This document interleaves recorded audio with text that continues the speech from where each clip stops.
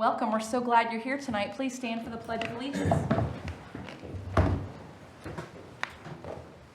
Pledge allegiance to the flag of the United States of America and to the republic for which it stands, one nation, under God, indivisible, with liberty and justice for all. We have a roll call, please. Shoemaker. Here. Pullen. Here. Hofstadter. Here. Kahn. Here. And Kellogg. Here. We have a motion to excuse Tom, please. Second, Colin. Pullen. Aye. Kahn. Aye. Shoemaker. Aye. Hofstadter. Aye. And Kellogg. Yes.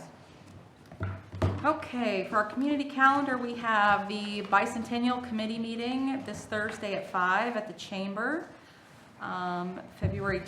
Just upcoming things. February 20th is Unscripted Comedy Night at Sunny Slope.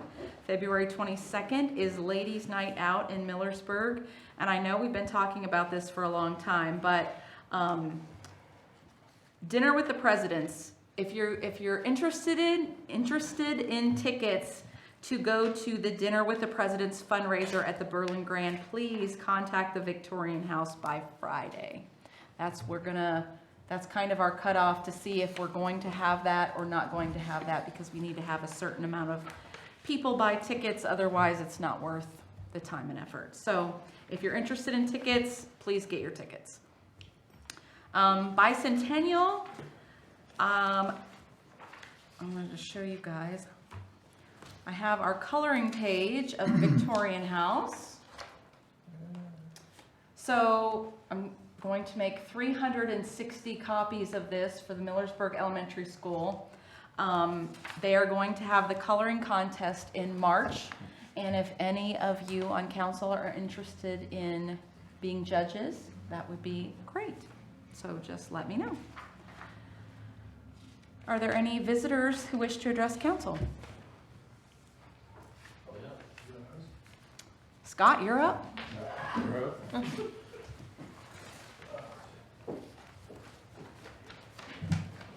Nate, do you have any questions you want to Sure. start with? So this is Scott Morris and Kevin Allison from Pathmaster. You had all gotten the quotes previously for upgrades to our traffic signals. The first thing I think we talked about this previously, but Glen Drive is an oddball intersection, the cabinet itself. I want to get that changed out. We buy all our traffic stuff through them. So the components would come through them. So that quote is for the cabinet and all the components. There'd still be labor, the installation of that on separate from this, separate from them. It's be a different contractor would do that work. What I wanted them to come in and talk about was the Centrax system and the camera. I can't think of the name. Carrick's camera system. They're the experts, I'm not. They know far more than I do. So if you guys could explain that a little bit and what our options are based on the quotes that you provided. Okay. I appreciate that. So first off, what we're talking about is a central system is called Centrax. We have about 60 Centrax systems sold in the state of Ohio. Cities like Columbus, ODOT uses Centrax on all 1,800 of their intersections. But it's a big system and it's got cost to it. So for a 25-seat license, that's the lowest we go, it's probably going to cost you $150,000 to $200,000. So for small cities like you guys, what Pathmaster does, we bought Centrax ourselves, and rather than selling at 25 intersections at a time, we sell it to you guys at one intersection at a time. And what that enables cities like yours to do is to enjoy today's technology without having to spend millions of dollars to get it, because a lot of smaller cities can't afford that. We've been doing this for about 6 years now, and we've found great success with the cities anywhere from 4 to 20 intersections. It gives you guys the ability to get communication to your cabinet, to put in new controllers, which will give you guys today's latest technology for controlling the timing at your intersections. And it'll allow you guys then to do all of your changes and everything from Nate's office, rather than having to go out every single time and try to figure out what's going on. It'll also give him the ability to keep up on what's happening at the intersections. He could look at his battery backups, he could look at his cameras, he can look at anything that's going on in there from his office and even from his phone if he wanted to, if he was at home. So it gives him an ability to not have to go out every single time to look and see what's happening. That's a big benefit when he's doing 20 jobs at once. We call this Centrax hosting. And what we would do is we would put in a communication device, which is called AI. And we have one here if you guys are interested in seeing it. We can pull it out, but that would go into your cabinet. That's a cellular communication device. That gives us an ability then to connect to that control cabinet. We would also put in, normally we would put in Cobalts, which is the controller that actually controls the intersection. But you guys already have a lot of Cobalt, so that wouldn't be needed for you guys. And then we would sell Centrax on a yearly basis to you guys. That would give you guys control over all of your intersections. And it will allow you guys to start putting in timing plans that would meet your guys' traffic needs. And if you guys don't know what a timing plan is, in the morning in the AM, you guys have a specific amount of traffic. We would set up a timing plan for that. Then usually about 9:30 to 11, we just run it free. So whatever the signal wants to do at that point based on traffic. And then at lunchtime, you have another traffic pattern, go back into free until dinner time, and then we run a third traffic pattern. Each one of those is usually unique because each traffic's unique at that time of the day. But having Centrax, we would be able to make sure that it all starts at the right time and it continues to move your traffic in an orderly fashion. So right now, I believe you guys only have communication to the 3 intersections downtown. The balance of them, you guys don't have communication to, which means that the controller, we call it drift. So every night at midnight, the controller should go back to 0 and then it starts a 24-hour clock again. If you're not connected to some type of communication or some type of device that resets it to 0 every night, it drifts. So you may have you may want to start this intersection here at 0, and then traffic will start to flow when it turns green. When it gets to the next intersection, we want that light to be green. That's what we call an offset. And we set it, let's just say, at 12 seconds. If your controller starts to drift, that may not be 30 seconds or 35 seconds. So as traffic comes down, that light's still red, and it'll stay red for another 15 seconds because it didn't get reset to 0 each night. And that's what a lot of small cities run into the problem of. We just can't get communication to the cabinets to make sure that we're resetting our clocks every single night. And then pretty soon your traffic's a mess. And I think that's what you guys are somewhat experiencing in parts of your city is the lack of resetting those back to 0 every night and keeping you guys on a timing plan that's going to work for you guys. So we quoted you guys the Centrax hosting. You got all the stuff there for it. Some of the other benefits though of AI, and I'll tell you guys what this is. Applied Information is a company that we use to give us our cellular communication at the intersection. It's not just strictly for communication. We also use it for preemption. We use it for school timing. We use it to connect the vehicle. We can connect your intersections to Waze. So if you guys have problems, we can actually send messages out to Waze saying, hey, we have a big issue here. If the intersection's dark or got an emergency vehicle coming through, those messages will go out to Waze. We can do that with school timings as well. So if your school's in session, we can put out a warning to Waze that the school's in session. As the people are coming through, we're tracking their speed, and we can actually tell them if they're going too fast. We can do a lot of different things with it. So AI, getting it in and getting it established for communication is just a start. We could do, like I said, preemption. We could do a lot of different things with that to help help your city, especially emergency vehicles. I don't know if you guys have a lot of traffic. Like Nate says, you have a lot of traffic, but if you have an emergency vehicle come through, they normally have to probably go on the left-hand side of the road and pass all the cars. Is that normally how that happens, or? We have preemption, but yeah, because of the close quarters, they're all over trying to get through everything. It gridlocks. Yeah, so you normally have to go left to center and get around it? Yeah, so, If you need to. Yeah. We just call for the lights to go red. okay, The preemption, we're not even positive that it's on all our cruisers anymore. okay, Because the transition from the Crown Vics to the SUVs, the light we had wasn't fitting. So most of the time if we have to get through, or like emergency squads, fire departments, they all just call for lights in the downtown area to turn red, and then they get through. Okay. They get through. yeah. So typically, having a vehicle go down the left of the road or anywhere, that's a very dangerous situation. So we try to eliminate that, and by putting in a good preemption system, that'll eliminate that. What that'll do is flush out the intersection before the emergency vehicle gets there, so they can drive through safely. We've got, so what he's using is, it's called Opticom. It's an emitter that goes on the cars. The emitter and the siren are both no longer approved by ODOT. They haven't been approved for about 5 years now because they don't work that well. Everything now is cellular based. And that's what this system will give you guys the ability to do it. So a year or two from now, if you guys decide you want to add it, we would have that ability to do it. There would be a unit that would go onto the vehicle, and that would be a cellular and also has a backup 900 megahertz radio, so there's no failure.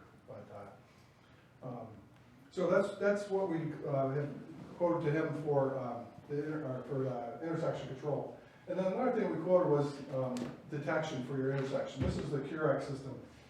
It comes with a computer. So this computer is the brains of everything. So this camera is just an off-the-shelf access camera. You can call it, get it off the shelf. So we're never going to be out of the cameras. But this is the one that's so important, and then what it does. So this will give you guys all your counts at every intersection. It'll tell you exactly how many vehicles went through, how many turn right, how many turn left. But what it does is it allows us to do your intersection with 1 or 2 cameras. Typically, if you're a smaller intersection, we can do it with 1. It really brings our cost down. When you're looking at a radar, standard radar out there nowadays, it's $30,000, $35,000 an intersection. Some of the other camera systems out there, we have a camera system that's about $34,000 an intersection. This camera system right here is going to come in somewhere around $20,000 to $22,000. So really brings the price down and gives you guys the ability to run actuated signals so we know what's happening out there. And another thing that this will do is that it'll do what we call adaptive. So typically if you're going to do an adaptive corridor, you have to have a minimum of 4 intersections all the way up to, like let's say we do 34 intersections, is the largest we do. You guys have 3. So that really brings in some issues for us using our Centrax, because we have adaptive system Centrax.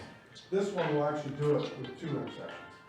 So what it does is it's actually watching what's happening out there. When it sees that we don't have traffic coming on the main line anymore, let's go ahead and do the side streets.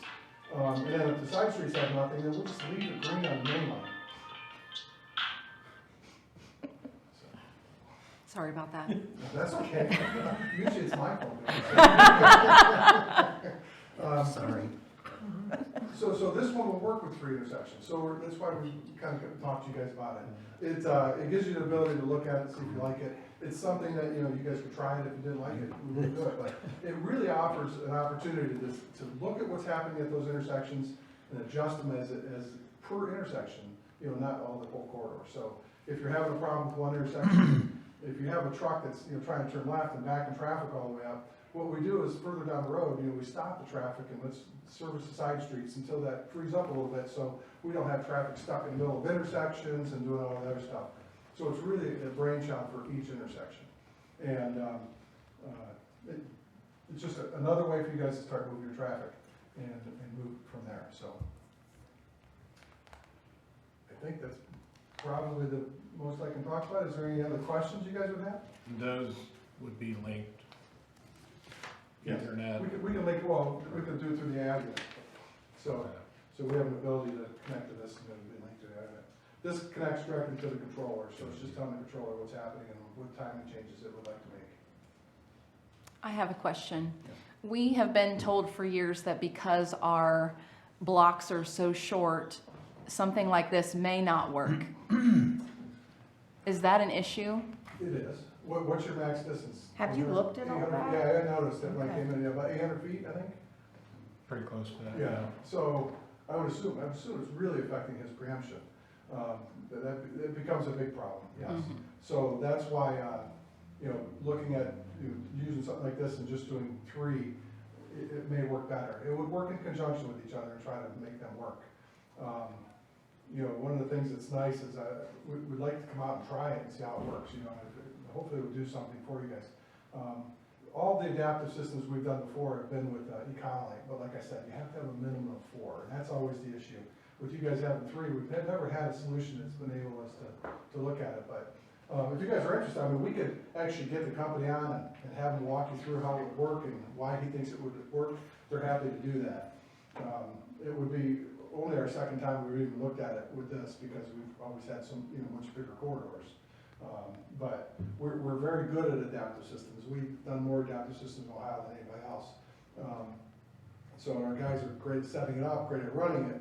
We've just never tried it with this, with that little amount of intersections. So I wanna make sure we're upfront with that.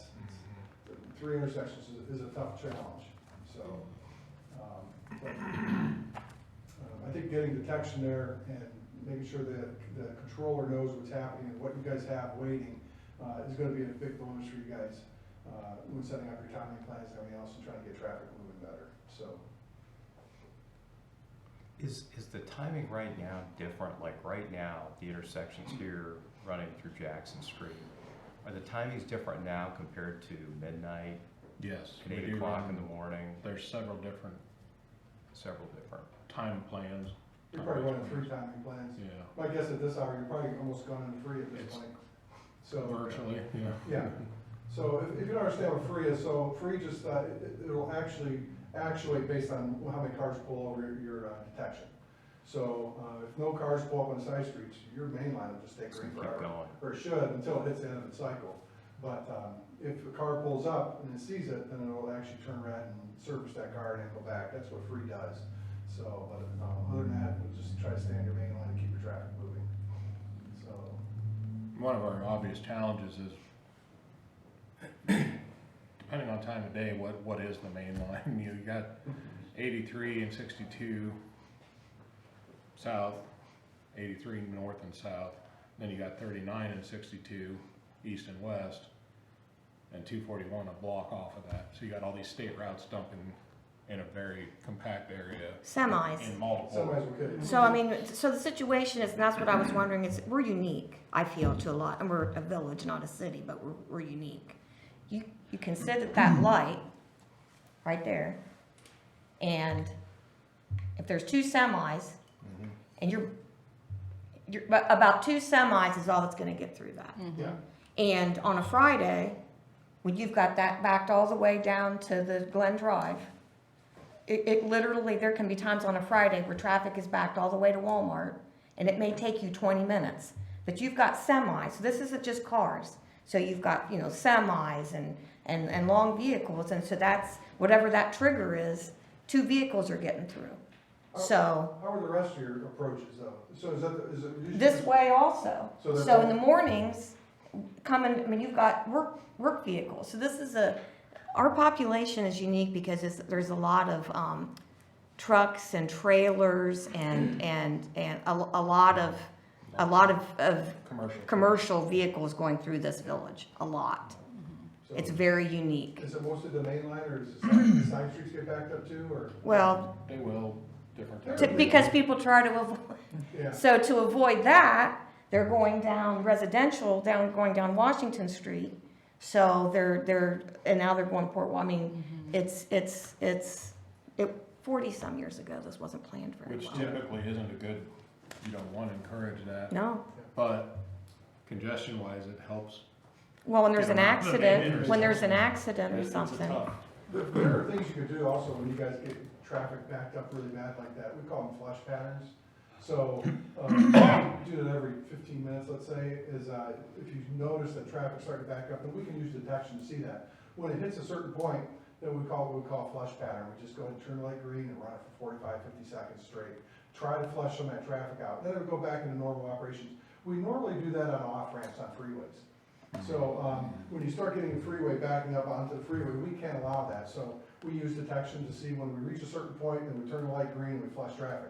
Normally, we have to do 1 or 2 lights along there also, and we do that through communication. But that gets all the traffic flushed out. Sure, it screws up the other traffic for a minute, but believe it or not, it fixes itself really quickly.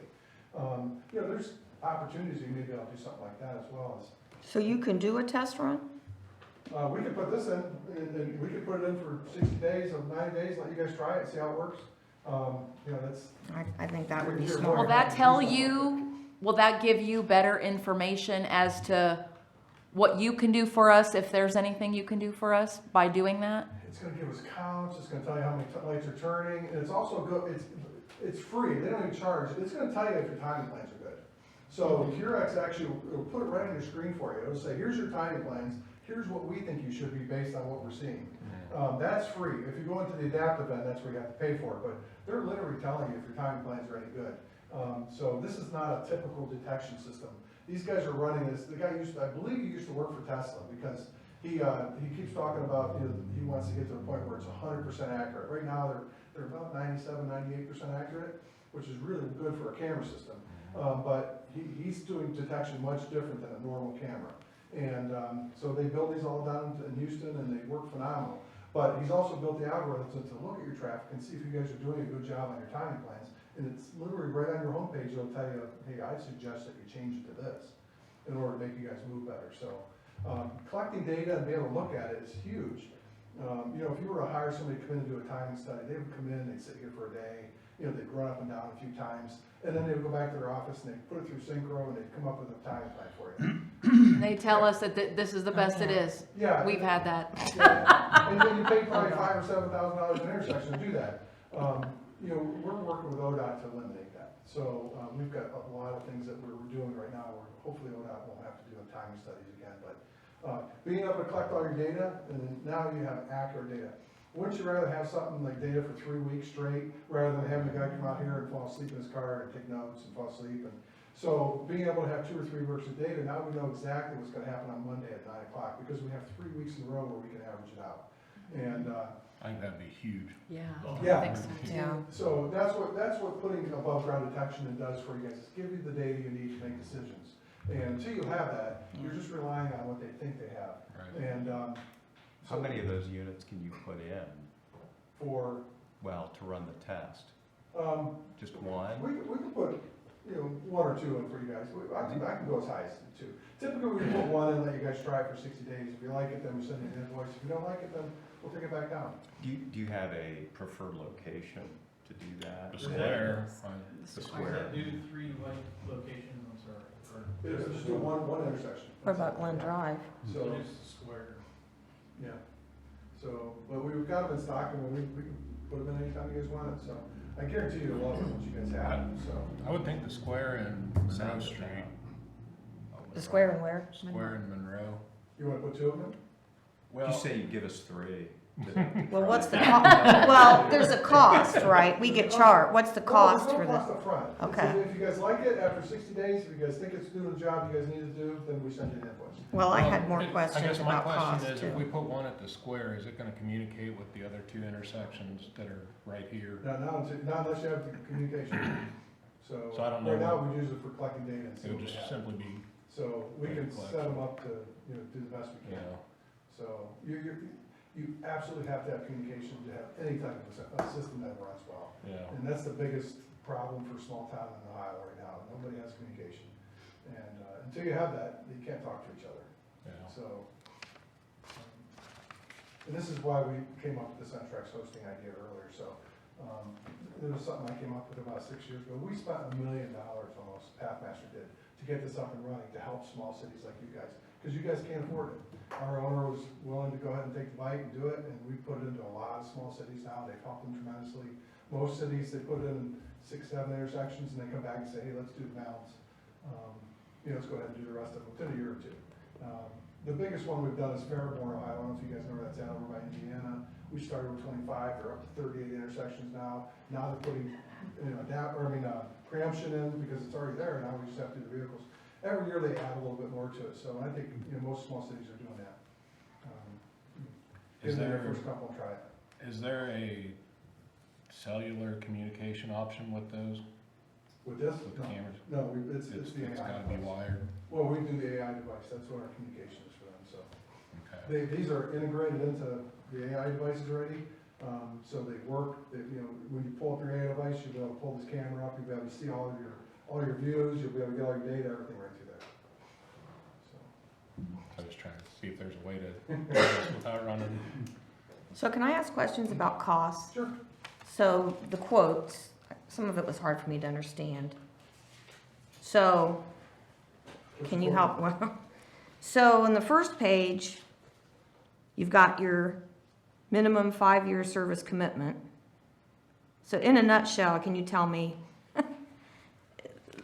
And then the last page, you've got a total of 62,700, and is that a cost per year? So I guess I'd like, these are taxpayers' Yes, money that we'd be that's okay. spending. Yeah, So let I'd me like go to first understand off. what this could cost.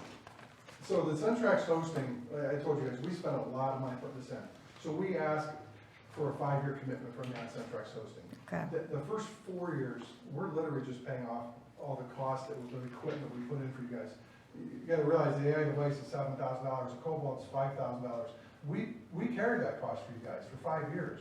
So, the 5th year is when we actually make a profit on it. So we don't make anything the first 4 years. So we ask for a commitment for 5 years to make sure that we get paid back our money.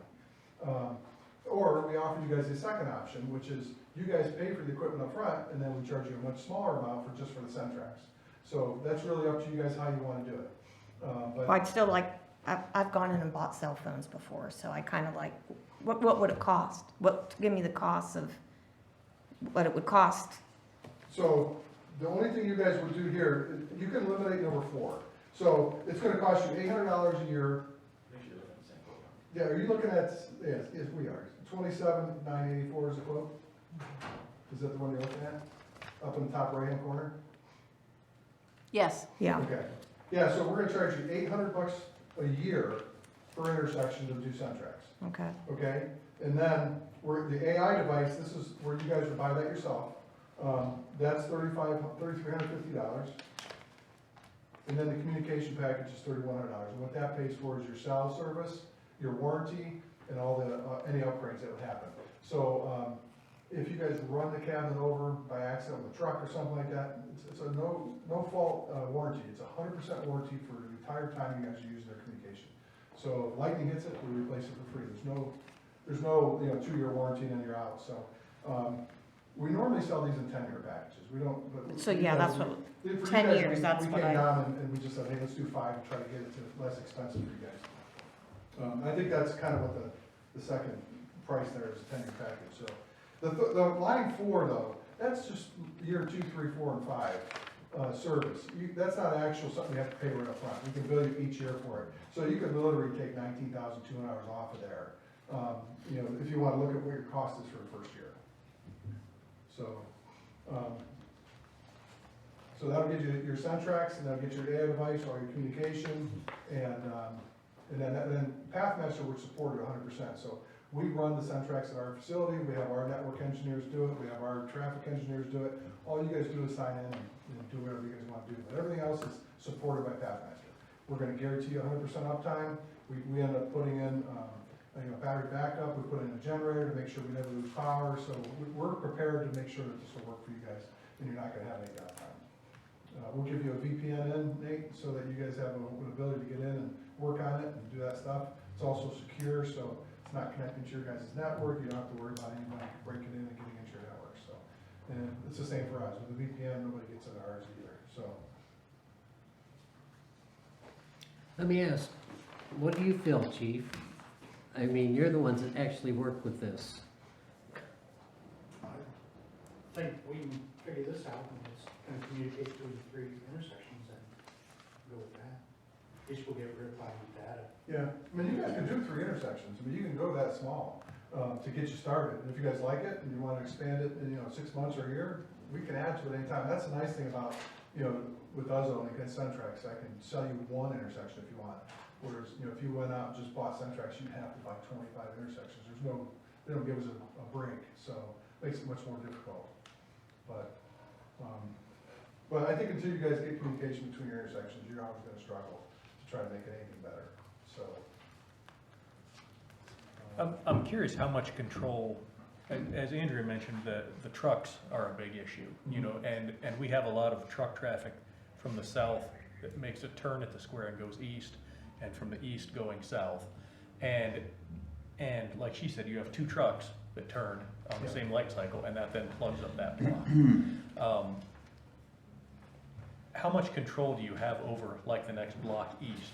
If you see that is backed up, can you set one light cycle to just let that one direction go to get those trucks cleared out of there while the north-south is still moving? If we can communicate between intersections, then we can do what we call logic statements. We can say, hey, if we see this happening with our detection, do this.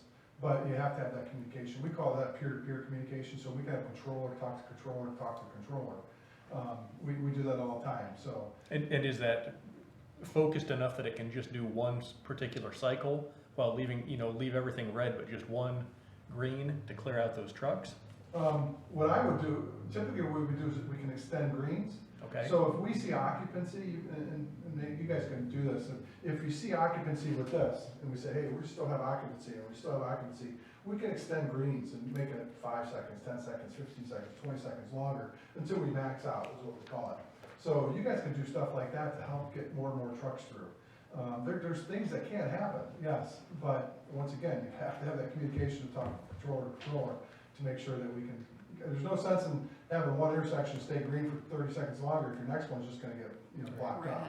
Right. So that's called downstream blockage, and that doesn't help anything, so, yeah, you'd have to work all three of them, together and make sure that they're all doing the exact same thing to keep moving traffic. Okay. There are engineers out there who will come out here and tell you guys what to do. I can also tell you that we can bring one of our best field service engineers out here, and he can do the exact same thing. And we've won so many cities over by one of our guys coming out watching traffic for a half an hour and making adjustments and having traffic move much better.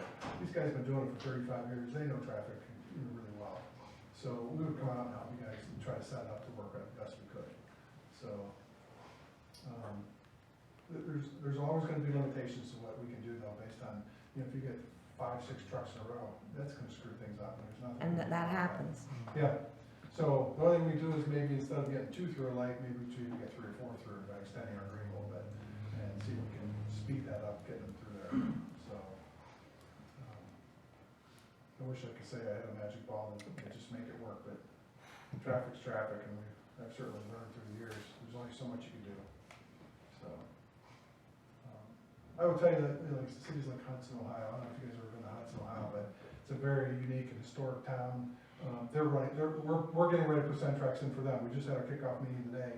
They're getting AI and putting this in there because they run through the same issues you guys are having. They're limited because they can't do anything construction-wise. Their intersections are very tight with each other, and they get backups everywhere. So we're gonna, and the big problem is their emergency vehicles get stuck in there. And so, they're working with us to try to do the exact same thing I'm really talking to you guys about. Putting in an adaptive system, putting in a preemption system that's gonna clear those intersections and make sure their emergency vehicles can get through very quickly. Their emergency vehicles are getting caught for 3-4 minutes sometimes, because they just can't get through downtown. And so we're gonna clear all that up for them, but you're still limited. Medina House in the same boat, we're getting ready to work with them. It's an historic town, they have no ability to add more lanes or do anything, so the only thing you do is now is look at technology and see what you can do to help improve it. But we're never gonna be, 100% improvement, but if we can get 15-20% improvement, is that enough? That's a question you have to ask, so. I appreciate you saying that because it makes us feel like we're not the only ones in this boat. I get frustrated at times not being able to help customers more, so, because when you go, we do a ton of this for ODOT, we do a lot of, adaptive systems and optimizations, and we're able to see a 30 and 40% improvement. But they're big roads, that we've got room to move cars, and we've got, distance between intersections, and that makes life a lot easier, but when you're limited by what your city's is and you can't change it, it really restricts how much you can actually do. The best thing you can do is try, and if you can get better at it, great. If you don't, I'm sorry it didn't help, but I think we can do some help with you guys, Yeah. so. Anybody else? Thank you so much. Okay. Well, thanks, I appreciate it. Thank you. Last thing, you cannot get rid of Tim Warner. Timmy would be the one who would come out here and help you guys. Tim And has John. bailed me out so many times. So Tim Warner is, he's been there 34 years now, and John McCartney's got 20-some. Yeah. Those are the guys we bring out. We've won the city of North Olmsted, a couple other cities, but we went out and we did their timings for them, and they were astounded. We've hired people 4 times and they haven't been able to fix it, and these guys go out and just sit and watch and they can change it. Yeah. They're very good at what they do. Very good. But, Thank look, you. that's it. I hope you guys don't mind my leave, because I gotta go to Dayton. Yeah, no, that's fine. Thank Hope you. guys Thank don't you. mind it, just run out. But thank you very much for having Thank us you. in. Thank you so much. Thanks.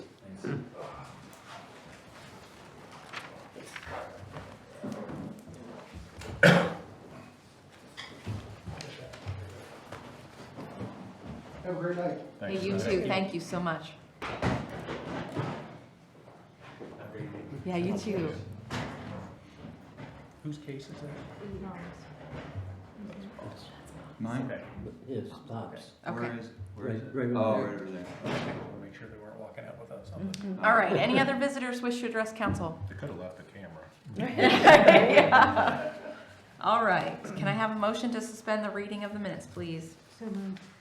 Second, Poland. Shoemaker. aye.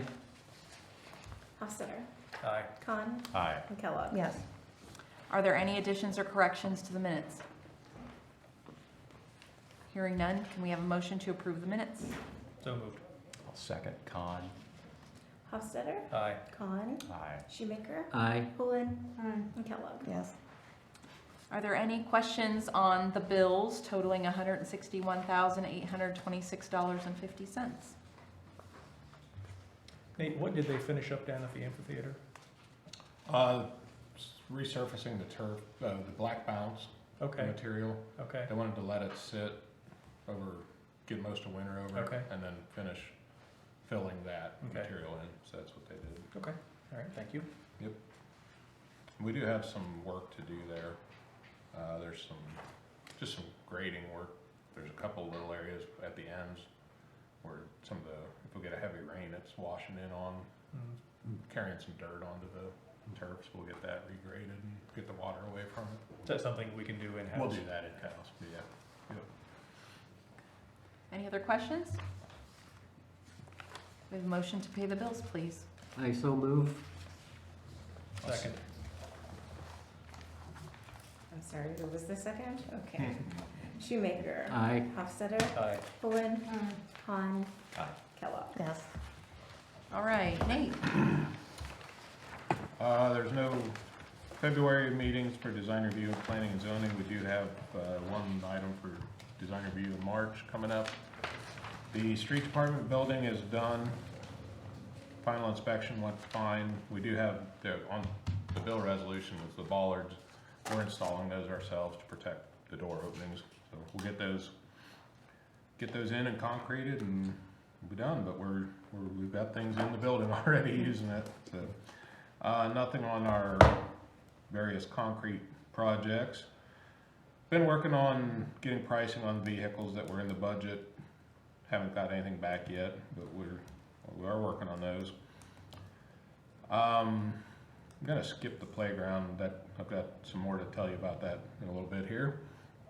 We met, was that last week? We had a meeting with the Dora committee. Yeah, last week. The goal is to have it to you guys in March, the application. So we're gonna be working with Taylor on that. Mayor, Brent, and Tom are also on that committee. Got the map pretty well delineated as where the boundaries will be, working through the details of that, but shouldn't take a whole lot and we should be ready to have that to you guys. Got a meeting tomorrow with Omega. They're gonna be here in Holmes County, meeting with various public agencies and whoever, I guess, at the library. I'm gonna talk to them about a possible ARC grant for the Worcester Road water line.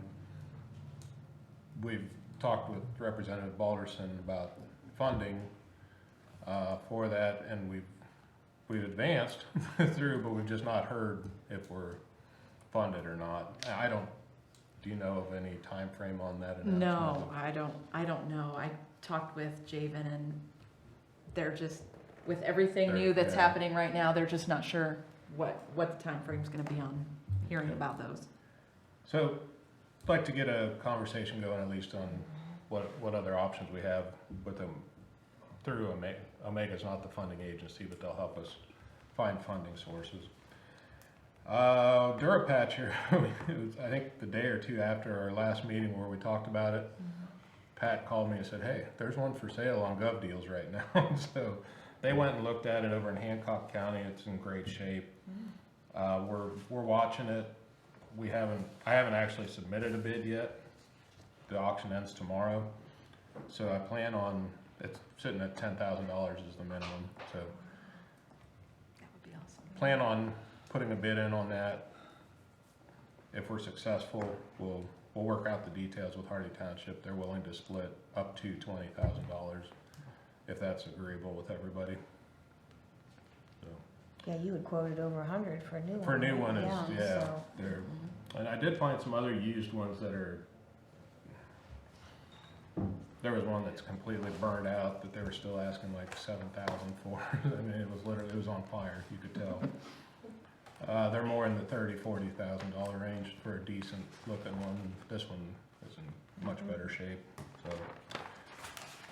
I passed out, everybody should have a copy of a notice we got from Kimball. In our contract with them, they are entitled to annual price increases, so that's 4.3% price increase. Regular residential rates will go from 1966 to 2051, and then every other service, I'm not gonna read down through them all, but everything went up 4.3%, and that is in the agreement, that's permitted. Just wanted to make you all aware of that, so you have that information. Today, Bobby, Chad, and I met with a risk management representative for our insurance. Good meeting. Covered a lot of ground. We're doing a lot of good things. We went around then and reviewed all of our facilities. He'll submit a letter with recommendations. Nothing too drastic other than at the parks. There was a couple pieces of equipment at Clay Street that need to come down. They're not allowed anymore, period.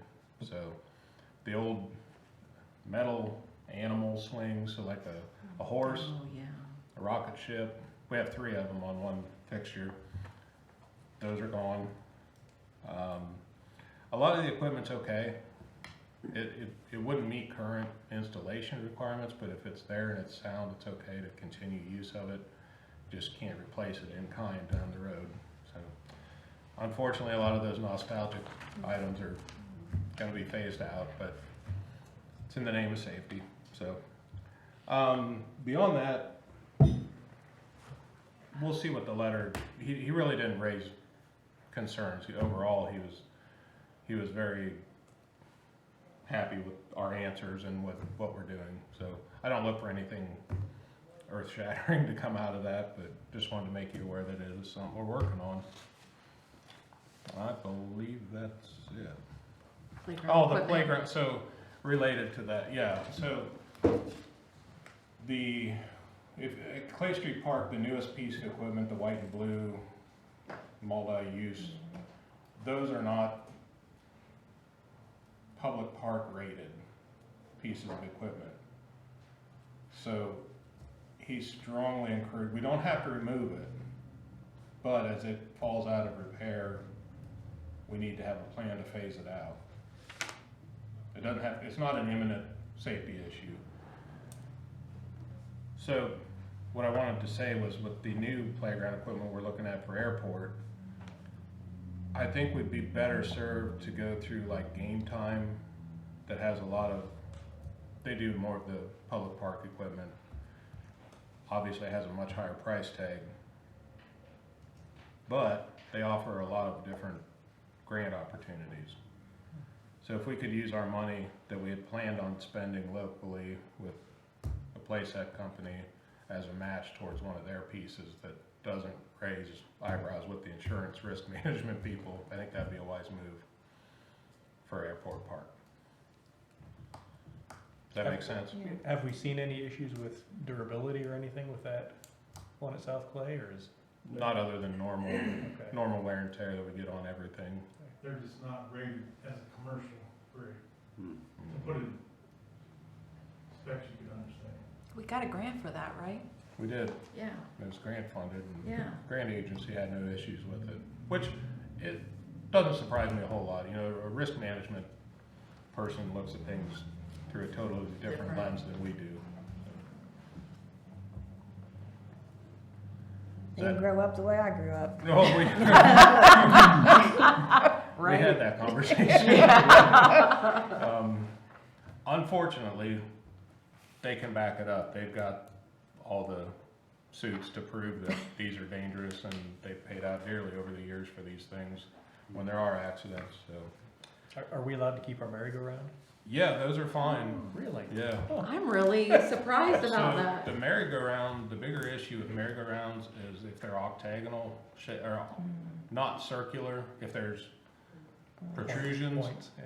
where a kid could walk in and not get hit, but then that corner comes around and hits Okay. them, and they're not open in the middle. If you remember, the ones I remember were like a Oh, yeah. bench seat Yes. with lights Yep. right in Yeah. the center, and you could go into the middle of it. Those are On that obviously risk not- management on the merry-go-round, I think you should consult with my spouse, Carol, because I took our then 4-year-old grandchild over there and spun him, you know, go faster, go faster.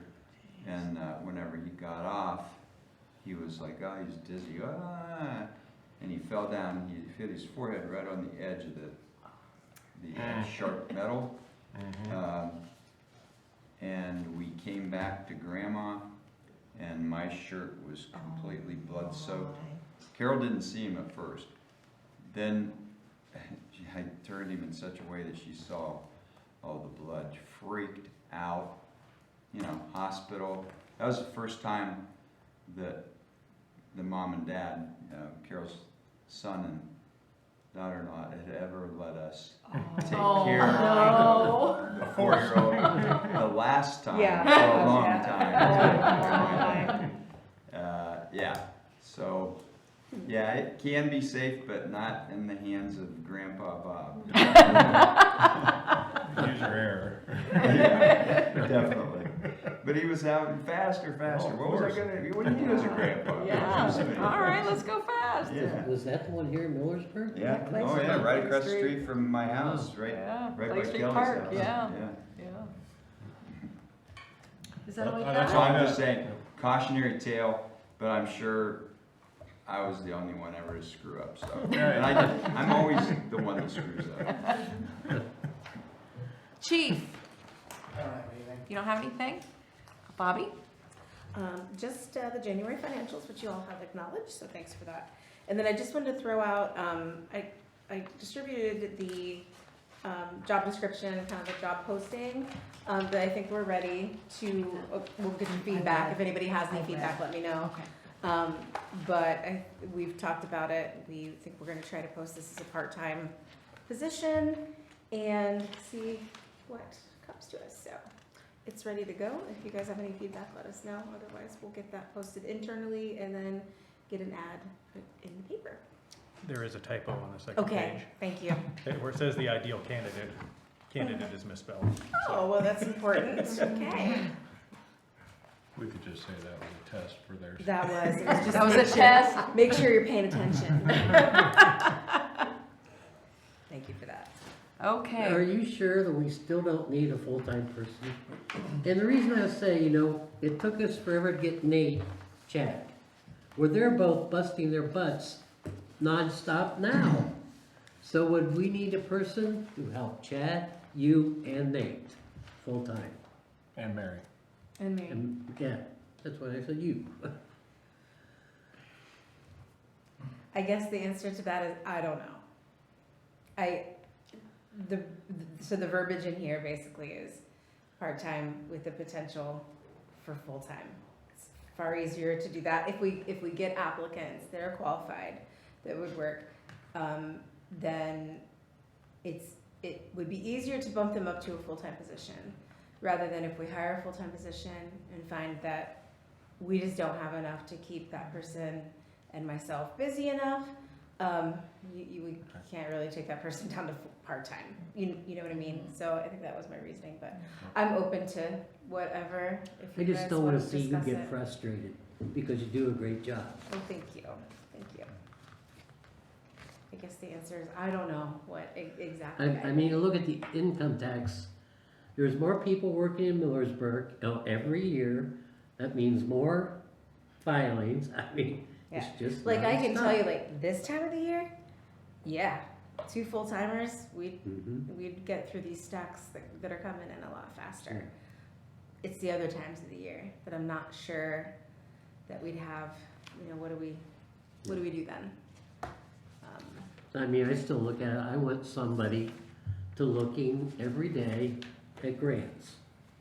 True. And, I thought bringing Chad on would help do that. And writing grants, but they're both so busy, I see it now. Busy, They don't have time. Yeah. And if that person could be doing that 2 or 3 times a week, something we may not need today, but we could use it tomorrow. And the funding could be there. Yeah. I'm just trying to look ahead. Yeah. I think my take would, I agree with what Bobby's saying, it'd be hard to take a full-time person and ask them to step down to part-time. Let's advertise it and see if we get 0 interest, I think there's a pretty good answer. That could be our answer too. Like, yeah. I think you're gonna get less qualified people that would be interested in a part-time position than if you, so you might get Possibly, a yeah. not as well-qualified part-time person as opposed to a well-qualified full-time person, you know what I'm saying? Mhm. I think that's what you'll find. Or even our police chief, does he use some secretarial support? Could you? I mean, I bother Mary every now and then. okay. We'll see what we get. If we Yeah. don't get anything, then Our answer might be right there. Yeah. After we advertise this for a couple of weeks, if we Okay. get nothing, then we'll come back together and talk about it. Sound good? sounds good. Thank you very much. Okay. We have design review board, no planning and zoning. And then other than that, our next meeting is our council meeting. Are there any committee reports? I did want to say, if you're the chairman of a committee, please begin making plans and let us know when you will be meeting at the next council meeting. Brent is the Finance Audit Committee, Andrea Public Works, Devon Police, Tom Personnel, and Brad Park Cemetery and Building. So come up with a meeting time for each of those. All right, legislation. Oh. Kelly, were you gonna have me say anything? Oh, yeah, did I skip you?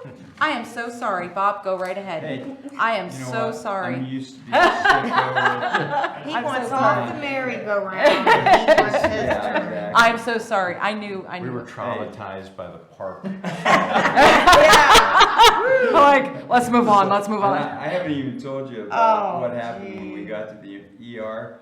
Oh my, and the grandma almost got kicked out of the ER because she was telling the doctor, who was a female doctor, that she insisted on calling nurse. And the female doctor was not enamored with being called nurse constantly by grandma. And she looked at me after, she looked at me and says, Grandma might have to leave. Carol's gonna be okay with this story. I was gonna you say know. that. She watched Anyway, these meetings, you know. One thing I'm used to is being in the doghouse. Okay. It's just another day for me. Yeah.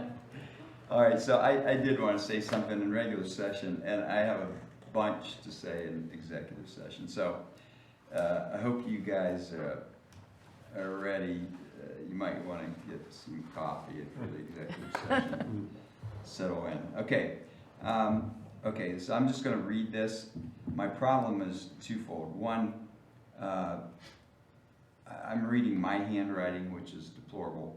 Secondly, I don't see very well anymore, and so it's like, you know, I was reading this with Kelly earlier, and it's like, who in the heck is writing this? And it's like, oh, it's you. And so it's like, okay, so I'm going to start. Okay, we will be filing a lawsuit against the owners of the Millersburg Estates Trailer Park, and it's regarding the conditions there. There are several possible causes of action I am in the process of assessing, and it's going to take a while for that process, and I could take a lot of time and explain it, but it's I can talk to anybody who wants to know after the meeting. It's probably a better way to do it, because this meeting is going to be long enough, believe me. Unfortunately, even in a best case scenario, the end result will not give the residents immediate relief. It's gonna be a long slog, and as I said in the letter to Kelly and Nate and Chad, the wheels of justice turn slowly, but they do turn, and so that's just the way it is. What our end hope is that we improve the conditions down there, or if that doesn't happen because it's beyond our control with the owners, then I hope there are new owners that take over and improve the park. And there are different ways we can get to the same end result, but it's going to take a while. The problems at the trailer park are not the fault of anything the village did or did not do. The major problems are in the nature of infrastructure. That is the responsibility of the present owner and the two previous owners. You know, the present owner, you know, the drum he keeps beating is, well, it was a mess when we took it over. And I can't really disagree with that because it was, but they bought it as they found it. They should have known if they had done their due diligence. They should have known what terrible shape that infrastructure was in, and that they were going to have to spend some major money to improve it. And it's not our fault that they didn't do their due diligence. I'm sorry. Okay, so you know, as you all know, and I'm just basically telling the public this, we provide the water and sewer services to the park, but our responsibility ends at the curb. So everything to the west of, you know, State Route 83, South Washington Street, whatever you want to call it, everything to the west of there is their responsibility. You know, all the water lines, the sewer lines, everything is their responsibility. And that's the way it's been since I moved to this Millersburg in 1979. That's the way it was in 1979, and that's the way it is today. You know, historically, when I moved here, it was called Glatt's Trailer Park. Glatt's, Jerry Glatt sold it to Bob and Cheryl Ling. Ling's had it for a long time. It was called Best Housing then. And then the Lings in August of 2022 sold it to CMH Capital. CMH Capital changed the name to its present name. The name of the liability company is called Millersburg MHP, Mobile Home Park, MHP LLC. They call the park, which is ironic, they call it Millersburg Estates. And, you know, I feel bad for the residents down there, and it is far from being an estate. They purchased the park for $869,000. They probably needed, and this is way beyond my knowledge, but I would say it would cost another $500,000 to bring the park up to where it should be. They have 2 mortgages to First National Bank of Pennsylvania.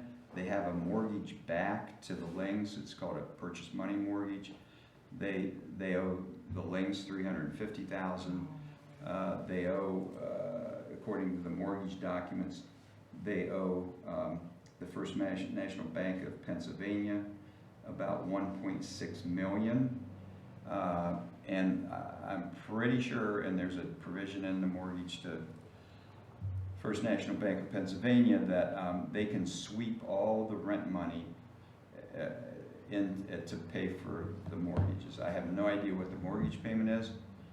I am extrapolating and saying that once the mortgage payment is made, and I'm pretty sure they don't pay the Lings anything at this point, but that once that is paid, there's nothing left to fix anything anywhere. And then it's just unfortunate. I mean, they say we don't have any money.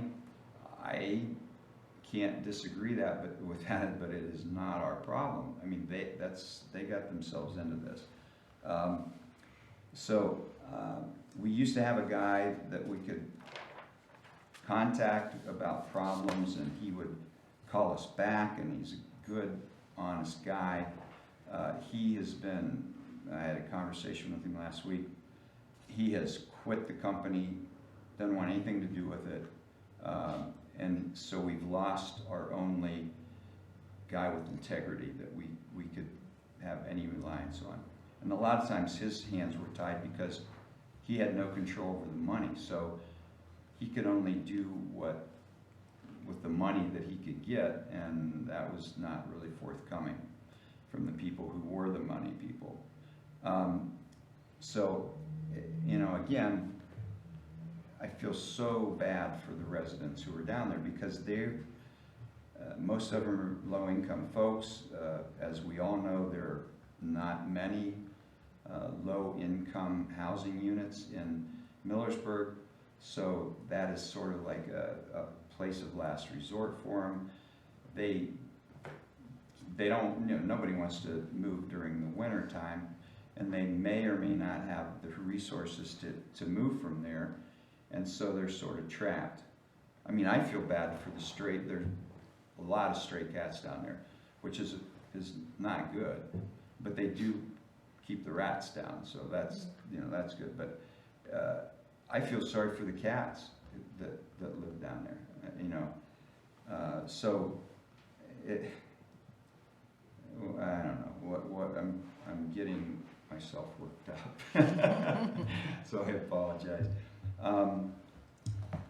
So I have spoken with Attorney Grant Mason, and I have been in contact with him periodically recently because I know that he has a client who lives down there, and we've, you know, collaborated. It's like, you know, and, you know, we need to do something. Yeah, you know, what do we do, you know? So, you know, just a couple of days ago, we had another conversation, and so he and I are putting our heads together. He is much more skilled, knowledgeable about civil litigation. I mean, I was prosecutor, magistrate, judge. I'm not a civil litigator, but I can become one, and I will become one, and Grant can help me. So, and I think that Grant, with his client and maybe some other folks who live down at the trailer park, joining as plaintiffs, you know, I think it could be a joint effort, and we'll figure out the different theories of recovery that we can come up with, and join forces and go from there. Again, not a quick fix, but it's a fix.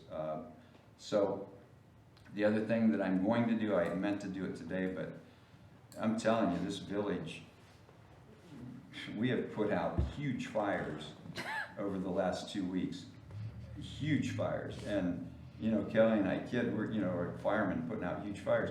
But man, firemen, they work 24 hours straight, but then they get 48 hours off. We're waiting for 48 hours off. Now, I'm going to Florida tomorrow, so I'm going to get my 48 hours. And I'm still waiting for Kelly to get hers. But Kelly and I work together really well, and I'm really so happy that she's married. I can't tell you how happy I am. So I've been doing this job for 28 years. Kelly is the best. She is absolutely the best, and I say that publicly. And I'll you know, shout it from the steeples and the rafters and everything else. So Grant and I are, you know, we're putting our heads together. I'm going to call legal aid, see if legal aid, because they are so underfunded. Those folks, they have no money to represent anybody. They're so specialized. Like, for instance, they'll handle a divorce, but only if it's usually the wife. I don't want to be sexist here, That's but true. usually the wife is the person who is the subject, the victim of domestic violence. So if the wife, or husband for that matter, I've never seen one, and I, you know, was magistrate up here doing domestic cases for 4 years, but they will represent the wife, but only, you know, if there's domestic violence involved, and usually only if there's children involved. So, you know, it's a very little niche that they'll represent. They just don't have the funds to do it. But they will sometimes take on a case like this.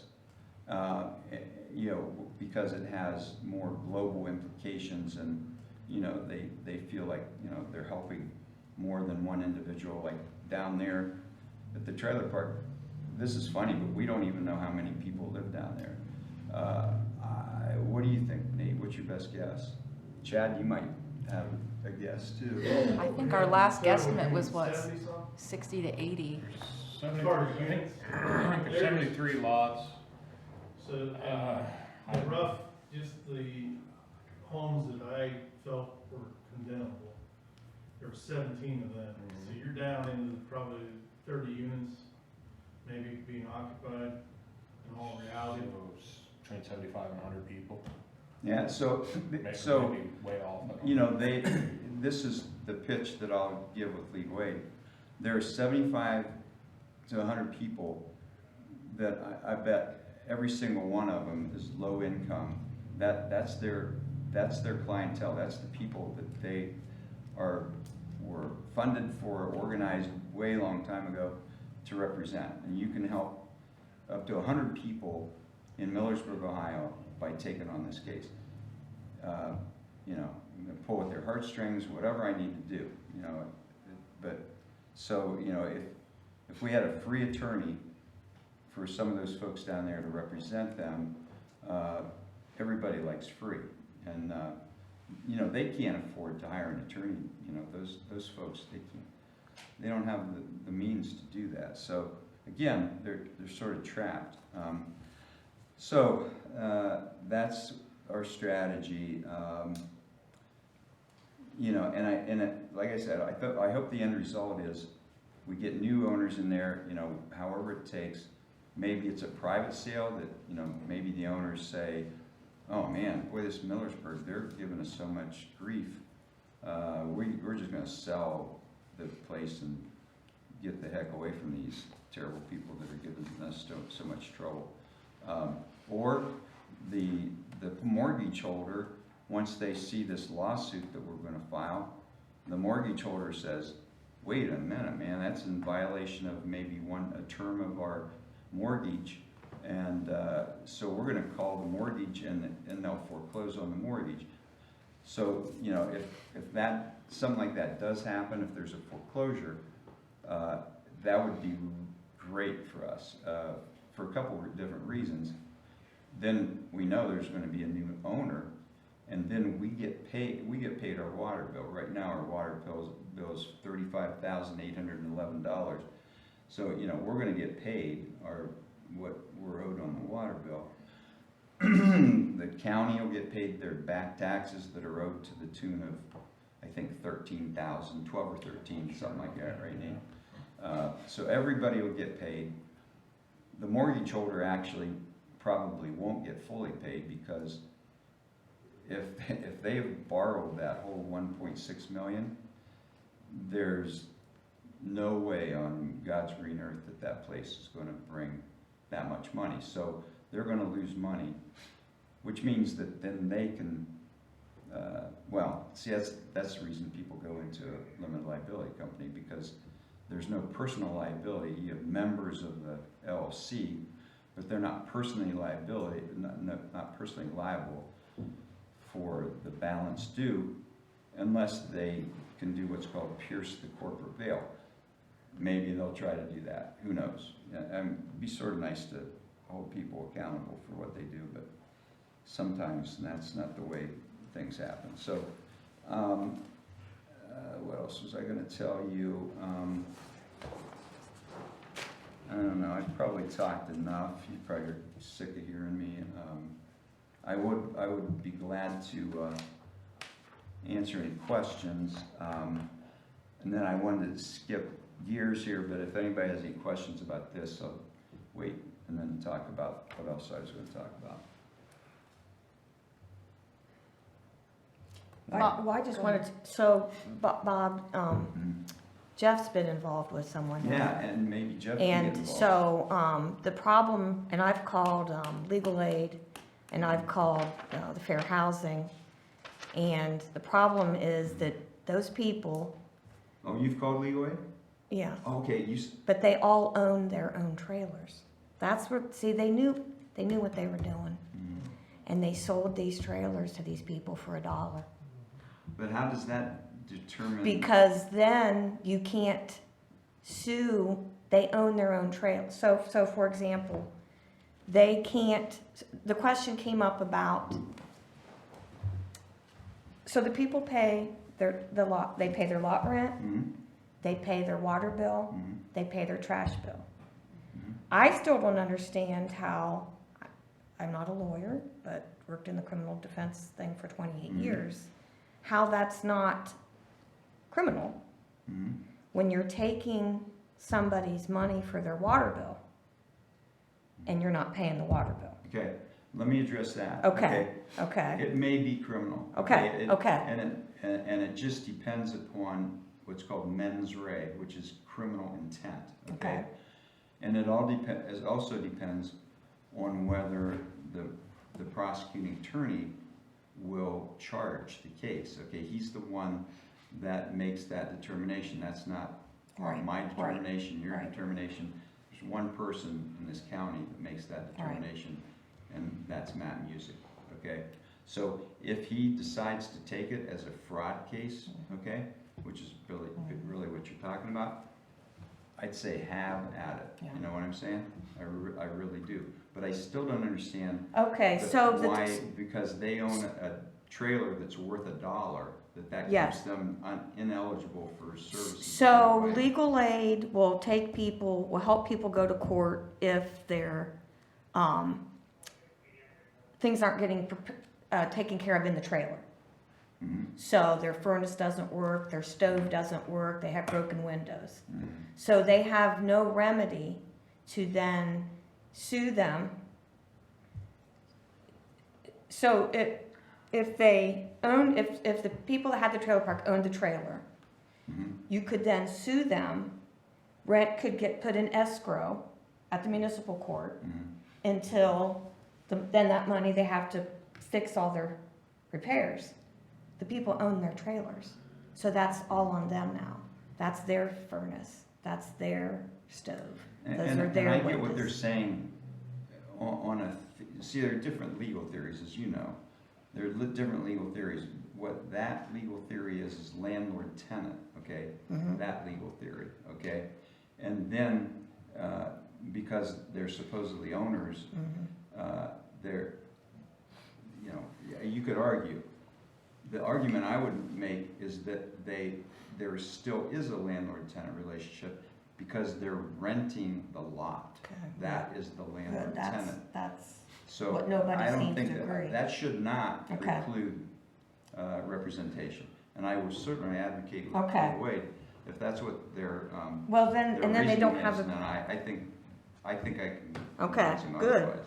they also, when they bought their trailers, there's no they don't get a title. Right. Now, the Actually, people that bought the place said when they bought the place, there were no titles. Well, shame on them I've seen trailer parks for sale all over Ohio. It says a title for each trailer. mhm. So, and in a perfect world, when we talk about, some of those people would like to move their trailer out of the trailer park. You cannot move a trailer, nobody will move a trailer without a title. Mhm. So nobody will pull, years ago, I don't know when it changed, but Lings would acquire, and I've talked to many people, hey, I've got my grandpa's farm, I've got this trailer sitting here, you can have it for the hauling, and that was how a lot of the trailers got acquired that got in there. Mhm. Something changed then, and now you can't, so those people, if they had a place they could move their trailer to, can't, because Mhm. I get nobody, it. so it's, I get the argument, but here's the argument contrary. that's what everybody I've talked to, this is what I And, hear. and it's a very common sense argument that I would make, and I think that any court of equity would agree with it. First of all, if you have purchased a trailer, but you don't have a title, then you have not purchased a trailer. You don't have a title. If you purchase a car Right. and a trailer are the same, Yeah. okay? So just think about purchasing a car, but you don't get the title. Do you really own that car? I don't think you do. I think that whoever, the title follows, the ownership of the vehicle follows the title. So if they don't have a title, they don't own it. The other question I would ask is, what does the auditor's office say about who owns that trailer? And if they haven't presented anything to change the tax liability, then whoever the tax bill goes to is the owner of that Well, trailer. those are through like car titles. Well, trailers I would and just, car- yeah. what I would wanna do, and actually, Chad, I haven't had a chance to talk to you, but he's gonna be checking a whole bunch of trailer records in the Okay. auditor's office to see who owns these trailers, Okay. okay? See who the auditor says owns these Okay. trailers, okay? And, this argument, and it's not your argument. No, I've been I arguing, know, I've been the listen, one trying, believe me, Yeah. I wish I was talking to you, cause we could have got, Yeah, I and I know, could've. okay, so, this business about,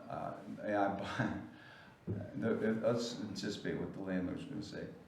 He's gonna say, yeah, well, those aren't, well, I agree, those trailers are terrible, oh my God, but we don't own them, Mhm. because we sold them for $1. Well, first of all, a trailer that you sell for $1, what kind of shape do you think that trailer is in? Do you think they got $1 worth of value, or do you think they got $10,000 worth of value? I would say they got $1 worth of value.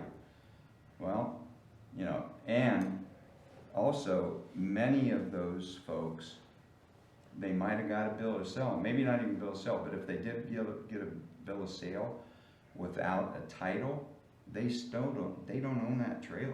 And without the bill of sale, they can't get insurance. So that's the other thing. I know, and it's a catch-22 situation, which is untenable under the law of equity, Yeah. okay? You can make a legal argument, but a court of equity, and we're going right to common pleas court, Mm. and Judge Warner, and that's what we're gonna be asking Right. for, is equitable relief. Right. You can't fall on a technicality like that. It's not fair to anybody, and a court of equity won't allow it. Okay. Okay, so, believe me, I anticipate Mhm. that they're gonna come up with all kinds of That's what all was thrown at me, everything I just told you. I know, Andrea, I know it's frustrating, isn't it? Yeah. Isn't it very Yeah. frustrating dealing with these folks? And these poor people that are down there, that they don't have legal representation, and they certainly can't come up with the legal theories that I just expounded, They're helpless, but legal aid can, legal, and if legal aid's gonna hide behind a technicality, like you were saying, well, they own their trailers, so they're not Mhm. eligible for our services, Mhm. that's not gonna hold water with me. Good. And I will, again, man, at the same time I'm shouting from the rooftops what a good mayor she is, I'll shout from the rooftops how legal aid is not doing their job in representing indigent people in this situation. So, I think we can get it done, I really do. Not quickly, you know how slow the court system Yeah. is, it just, all the due process requirements and everything, I mean, I've been a lawyer for 48 years, and it still frustrates me how long things in court take, So, I think we can really get it done. Good. I've got one question. When they have to pay their trailer tax, like, real estate tax, Mhm. wouldn't the courts? But it's not real estate tax, it's Well, it's a trailer tax. right. Wouldn't the court or somebody have something on record about, Yeah, That the auditor's I mean- office, the auditor's office. if it's not a title or whatever, wouldn't they have something? The auditor's office will have a record of, the auditor's office is responsible for sending out bills for trailers, okay? It's not real estate, it's personal property. So whoever that tax bill goes to, that's who, as far as the auditor is concerned, that's who owns that trailer. Okay. Mhm. So the people that bought a trailer for $1 probably are not getting that statement? I don't think so, No. because I think what No, we'll I don't find, think so. maybe I'm wrong about this, I don't know. No, they're not. Chad will be able to tell us though. They're not. More than likely, your property owner, meaning the whole property, is paying tax on all of Yeah, Yeah. yeah.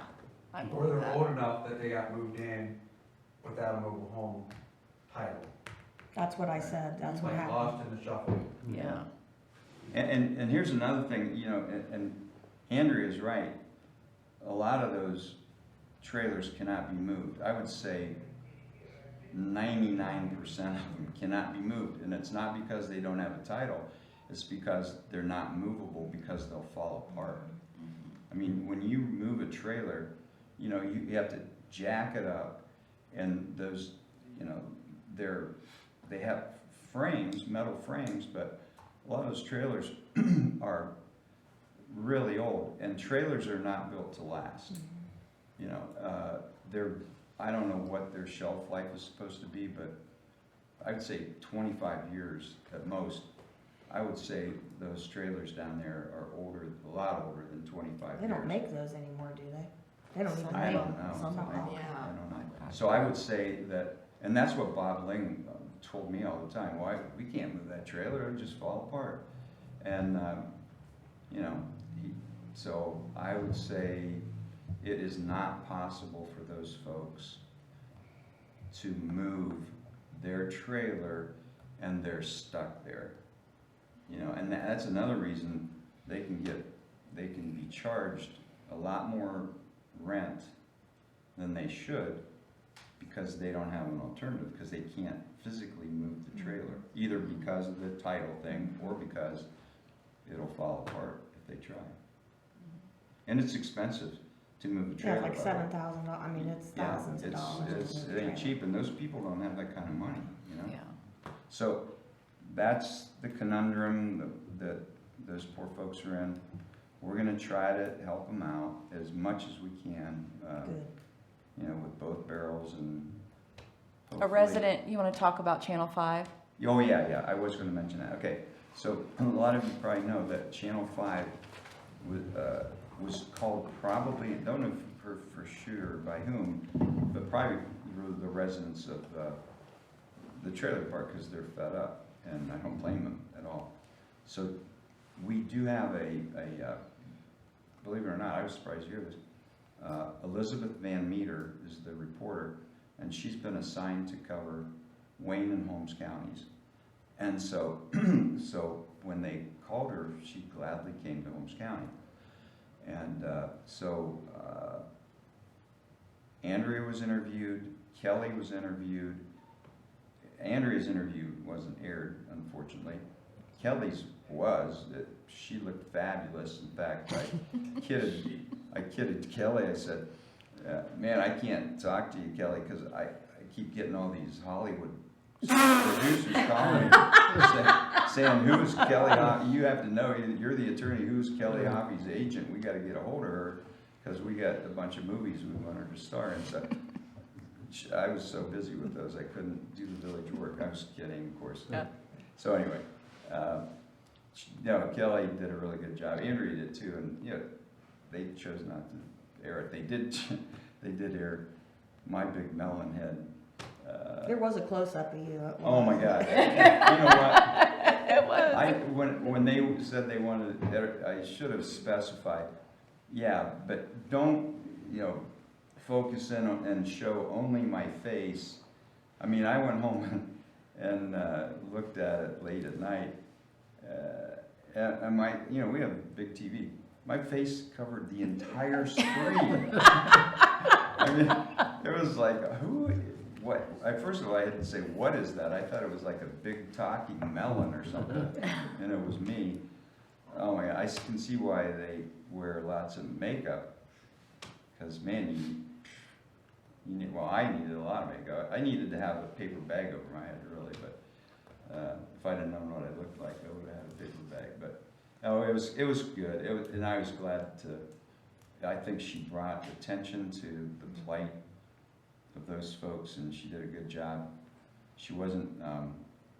I thought she treated everybody fairly. I think she even treated, you know, the owners of the trailer Park Fairless, she called them and gave Corey Woodruff a chance to rebuttal or whatever, and he did, you know, what I figured he would do, is pointed the finger at everybody he could, including the village, that somehow it was our fault.